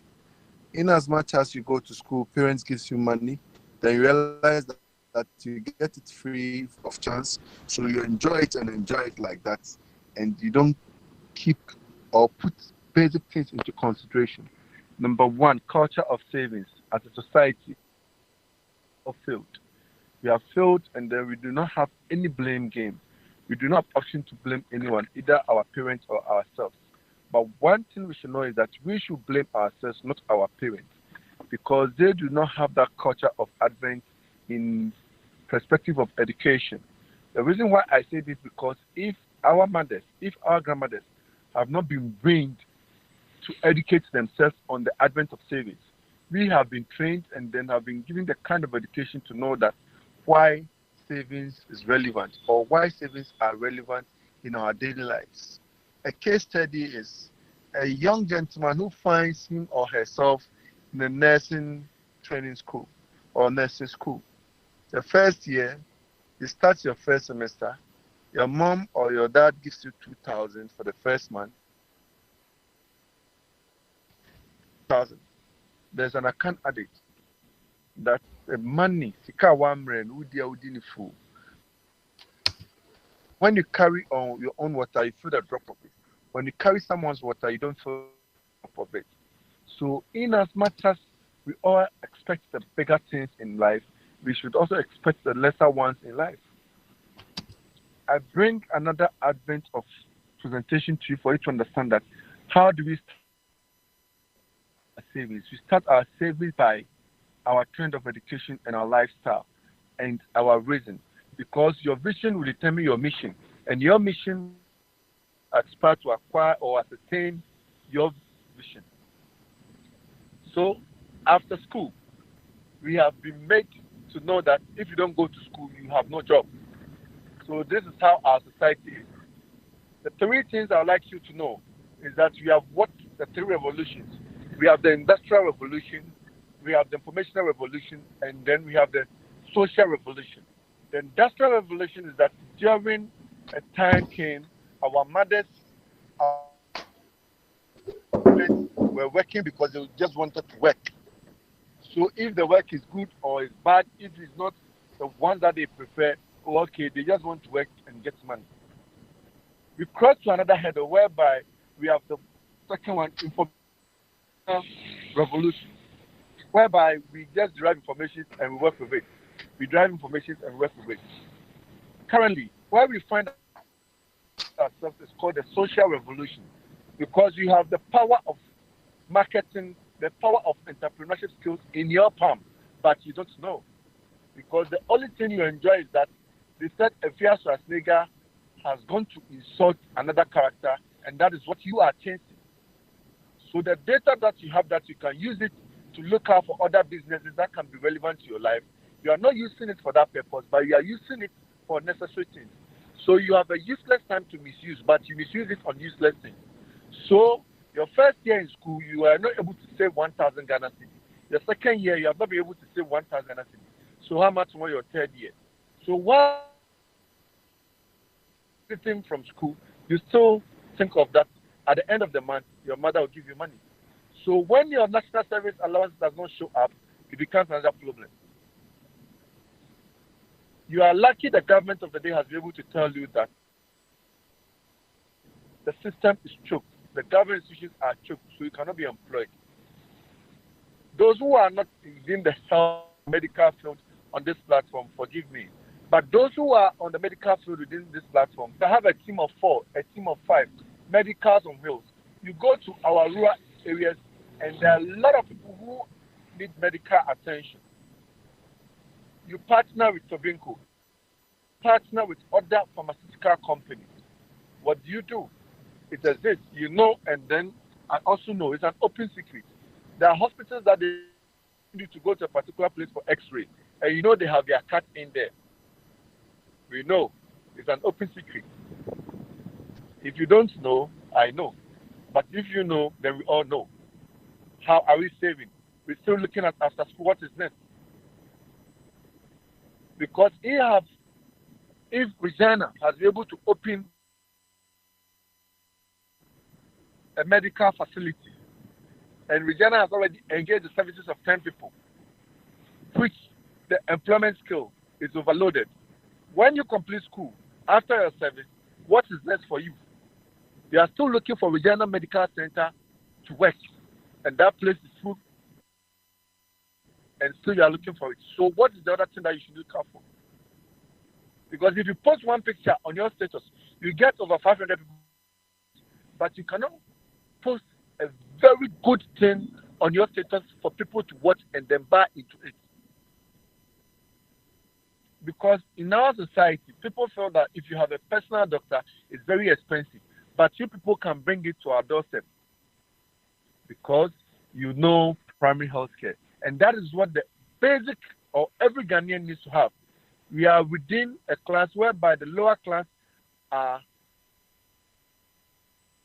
higher within the constraints of percentage. Out of the 30 million Ghanaians, we have over 20 million who will appreciate a primary health care.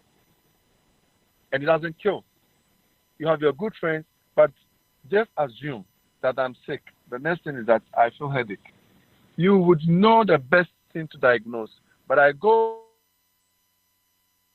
a pharmacy fertility panel, Nakan Adage, and then they just give you any medication. But you have been trained. What is next? You are still looking for a medical center to work for. Why can't you form a group of 4? Why can't you form a group of 5? Because you must be able to team up.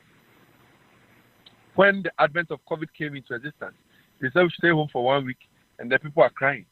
Stay home for 1 month, people are crying. Because as a society, we are not prone to saving. Why are we saving? What should we save for? And what will savings end at? That's it. Because at the end of the day, after first year in school, my mother will give me money, or my parents will give me money. Second year, I'll be giving money. Third year, I'll be giving money. Some people take money to the extent that they take administration fee. They take headmaster fee. They take senior housemaster fee. They take house prefect fee. They take SRC president because our parents have not been at that level. So, taking that money, you need to have the advent of savings so that after school, what for yourself? The entrepreneurship skills are there, but you want 20,000 Ghana cedis before you can start a business. But you are able to take pain and time to go for window shopping, but you have not been able to take pictures of those products to say that, okay, if you need this product, is 100 Ghana cedis at the wholesale price. So just by your next door neighbor is looking for such kind of product to buy. And you said after school, what is next? What is next for you? Because you've been educated, your level, you cannot be an entrepreneur. So you want work to do. And we have people who already have their masters, we have people who already have their PhDs, that they are still sitting at home looking for a job. And you've come to join the queue. What queue are you joining? Because if you don't create employment for yourself, nobody will engage your services. How can your services be relevant to the society? It's because you need to identify potential before you exit from school. It's not everything that we learn in school that becomes relevant to the field of study. There are a lot of assignments that you are given that when you come to the field, it's not like that. So it doesn't become that actual thing you must play into it. I'm moving to the next sector. The next sector that I'm moving at is that what is next? The next is what I'm interested in. Because your next will determine the next thing that you should know. Where I stand in now? Is it after service? You are done with service? No job for you? What do you want to do? Ask yourself, what are that you are endowed with? Because you'll be able to, when I say waste wasted in quotes. You'll be able to waste much of your 4 years, 3 years in school. So assuming in your area, you grew up with another person after JHS, the person decides to go and learn trade. After 3 years, the person has graduated, opens a shop after school. What is next for that person? So you go to the and then you go to school, tertiary level, and then after school you go and do service, and you are now waiting for national service to pay you allowance before you can make a move. But that friend or that same classmate you were at junior high school, after school, what is next for that person? Now, after that trade, what is next? I'm not saying that person is more important than you do, but when it comes to this aspect of life, check who becomes more relevant to the society. So now one has become a burden. In order for you not to be a burden, you must be able to identify your potential so that you tap into it. There are people who go to the medical school or who go to nursing whatever school by chance. Because societal influence. My mother was a nurse, and then my daughter has to be a nurse. My son has to be a nurse. That is it. So your own is that you want to satisfy the parents' need. You want to satisfy the parents' vision and mission. But if you want to satisfy someone's vision, you can't accomplish your mission.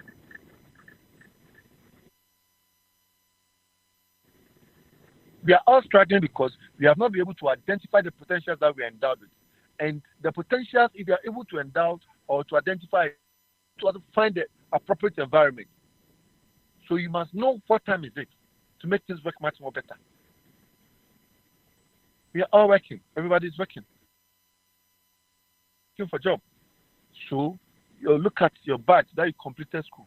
If you are 1,500 for one region or for one school, assume we have over 20 nursing or midwifery or whatever school.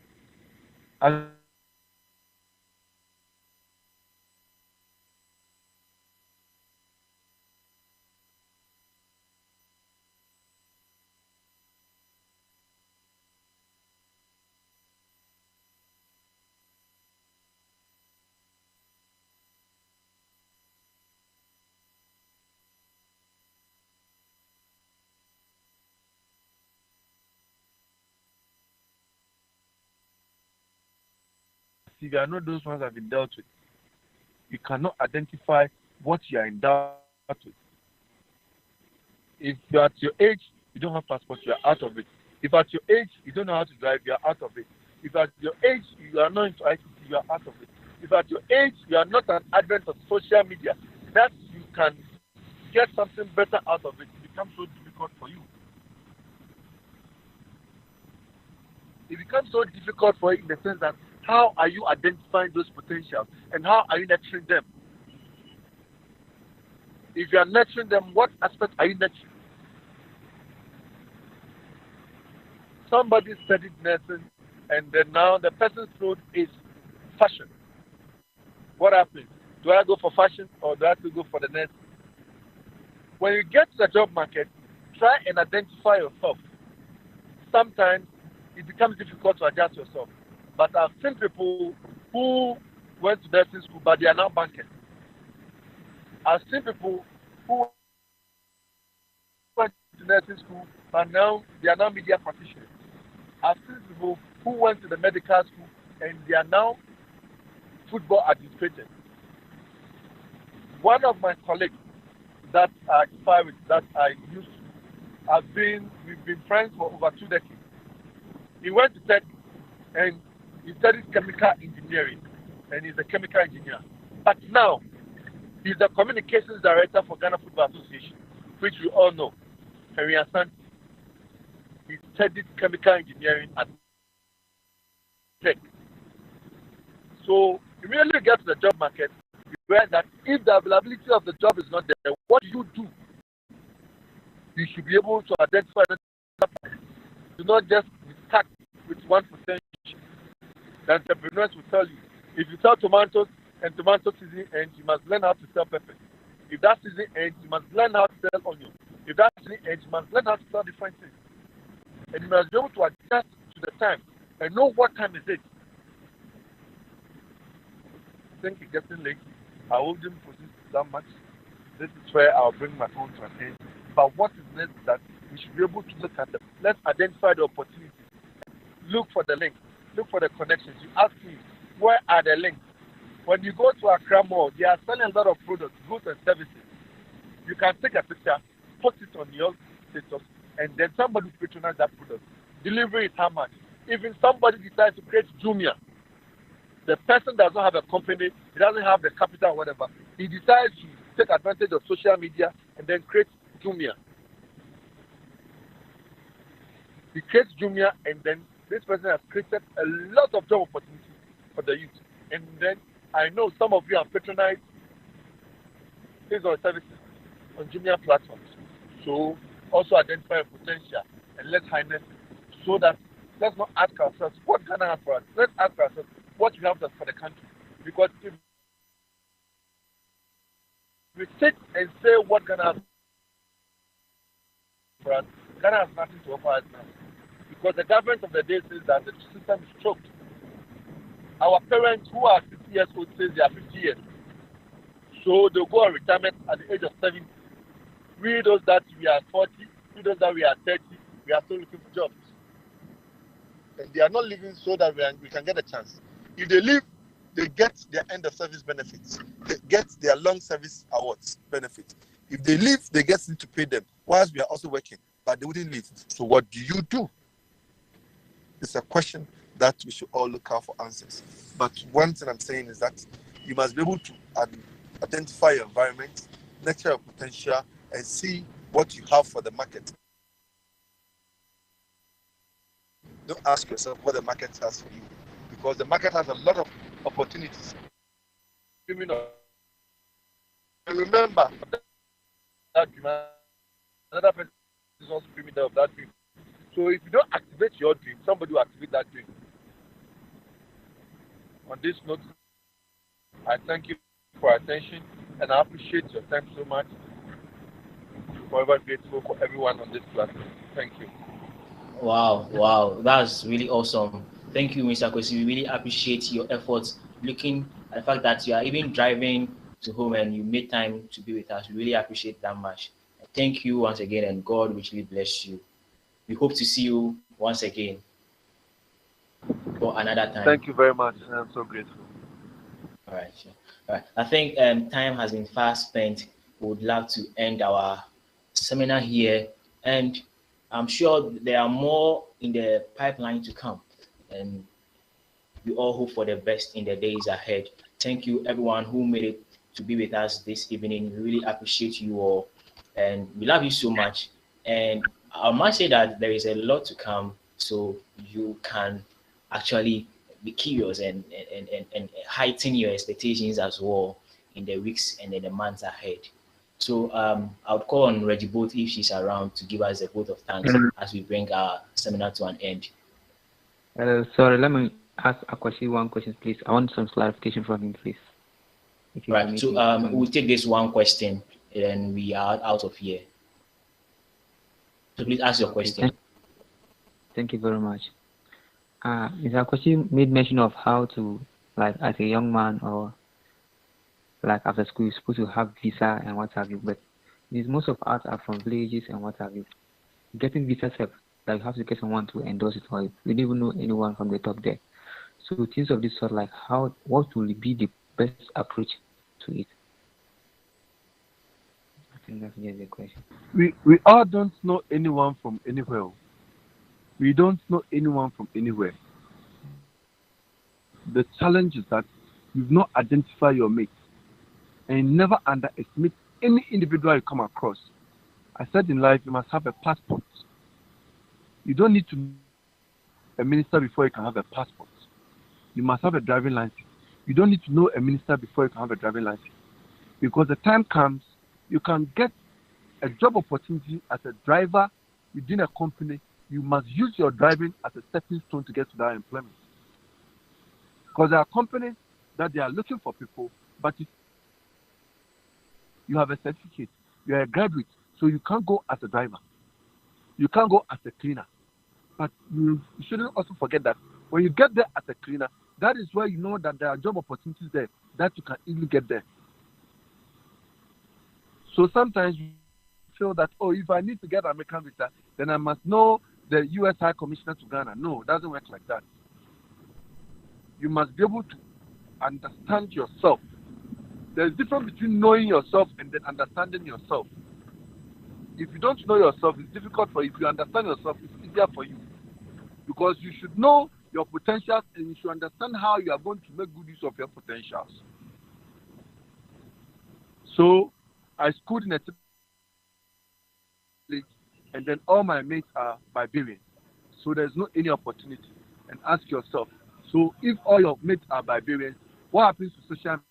That you go and look at people's downfall. Because when you hear that Agada is insulting somebody, they decide to go and watch that one. When you hear that Afia Swastika is being abusive on someone, they decide to go and watch.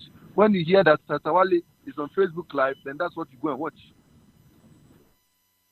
You wouldn't take the pain and time to enhance your integrity, your ability to make connections. We have the LinkedIn. People you meet, try and make friends. Life, you should be able to have a lawyer as a friend. You should be able to have a police officer as a friend. You should be able to have a medical doctor as a friend. You should be able to have a custom officer as a friend. You should be able to have a driver as your friend. People, they are relevant. Because you don't know when one day you have a kid. You don't know when one day you go to the police station. You don't know when one day you'll be sick. And you see, we sometimes spend one city in doing unnecessary things. You really spend that same one city for the whole month, 1 week, a week, you call a lawyer. Oh, hello, lawyer, how are you doing? I trust all is well. You don't wait for you to be in deep waters before you can look for a lawyer. So please, don't think about big connections. Start from somewhere and you get there. Thank you. Thank you very much. I really enjoy it, and it's a wake up call for me. And All right, sure. I'm sure you guys will enjoy it. Thank you very much. God bless for that. Right. So I think time is fast spent, as we can all see. So we would want to end our meeting here. And once again, thank you all for being here. Thank you, Joshua Ope. I see you just joining. Really appreciate your time and your effort. And Mr. Kwesi as well. Thank you and God bless you all, our distinguished guest for today. And this will bring us to the end of After School What's Next as a 2022 edition. We really appreciate all our participants as well, and we hope to have you join us for our next event in the pipeline. And as well, my name is Emmanuel Ofori. As I mentioned earlier, you can check out my book titled In the Third Decade, Bringing the Good Life to Life.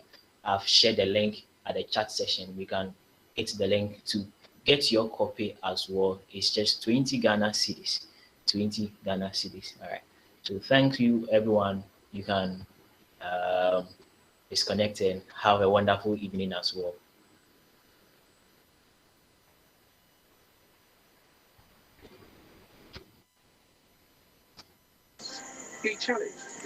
Please, what was Mr. Akwesi's surname? I'm here. Yeah, okay, all right. I was just asking of your surname, but I got it. Nice to meet you, sir. Wonderful presentation. Grateful. Thank you, my brother.